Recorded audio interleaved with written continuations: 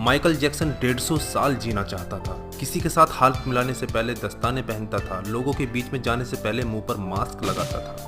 उसकी देखरेख करने के लिए उसने अपने घर पर लगभग 12 डॉक्टर नियुक्त किए हुए थे, जो उसके सर के बाल से लेकर पांव के नाखून तक की जांच दिन प्रतिदिन किया करते थे। उसका खाना लेबोरेटरी में चेक होने के बाद उसे खिलाया जाता था।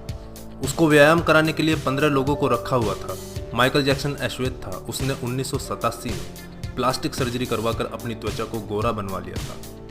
अपने काले माँ बाप और काले दोस्तों को भी उसने छोड़ दिया। गोरा होने के बाद उसने गोरे माँ बाप को किराए पर लिया और अपने दोस्त भी गोरे बनाए।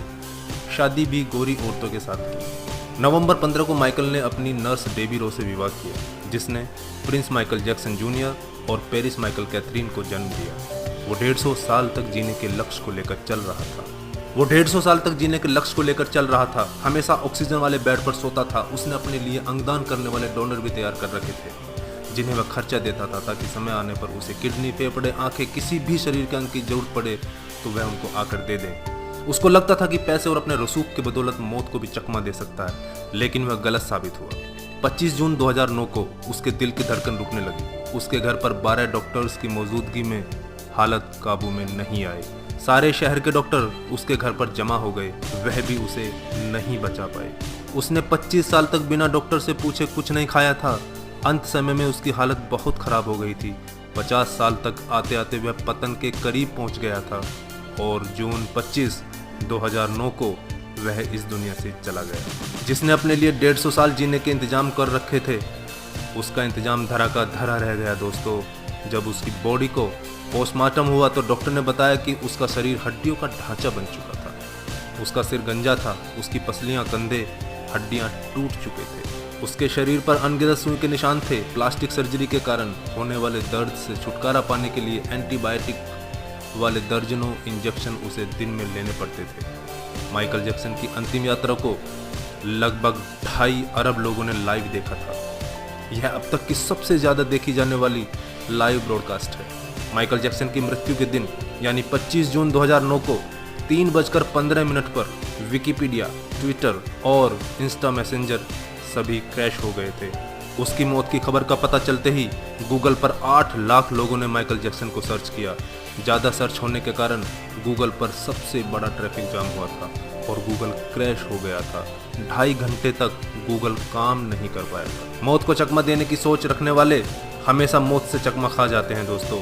कुल मिलाकर सार यही है कि बनावटी दुनिया के बनावटी लोग कुदरती मौत की बजाय बनावटी मौत ही मरते हैं। क्यों करते हो गुरूर अपने 4 दिन के ठाट पर?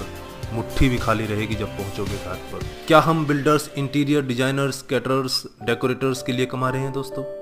हम बड़े बड़े कीमती मकानों और बेहद खर्चीली शादियों से किसे इंप्रेस करना चाहते हैं? क्या आपको याद है कि 2 दिन पहले किसी की शादी में आपने क्या खाया था? जीवन के प्रारंभिक वर्षों में क्यों हम पशुओं की तरह काम करते रहते हैं और काम में जुटे रहते हैं? कितनी पीढ़ियों के खान पान और लालन पालन की व्यवस्था हम करना चाहते हैं? हम में से अधिकांश लोगों के 2 बच्चे हैं, बहुत का तो सिर्फ एक ही बच्चा है। हमारी जरूरत कितनी है और हम कितना पाना चाहते हैं, इसके बारे में जरा सोचिए। क्या हमारी अगली पीढ़ी कमाने में सक्षम नहीं है जो हम उनके लिए ज्यादा से ज्यादा सेविंग कर देना चाहते हैं?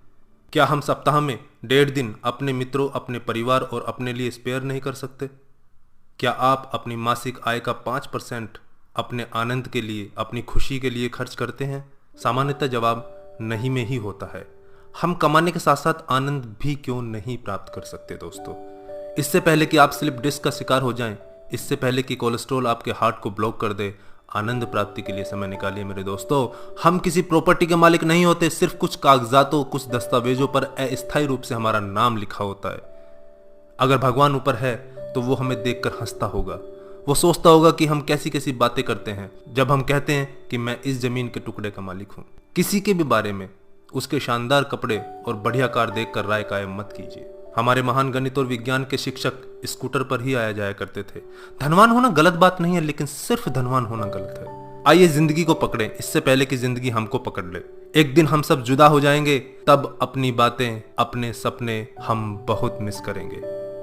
दिन, महीने, साल गुजर जाएंगे, शायद कभी कोई संपर्क नहीं रहेगा, एक रोज हमारी बहुत पुरानी तस्वीर देखकर हमारे बच्चे हमसे पूछेंगे कि तस्वीर में ये दूसरे लोग कौन हैं। तब हम मुस्कुराकर अपने अदरस आंसुओं के साथ बड़े फक्र से कहेंगे, ये वो लोग हैं जिनके साथ मैंने अपने जीवन के बेहतरीन दिन गुजारे थे। मेरे दोस्तों, जीना सीखिए। धन्यवाद। जय हिंद।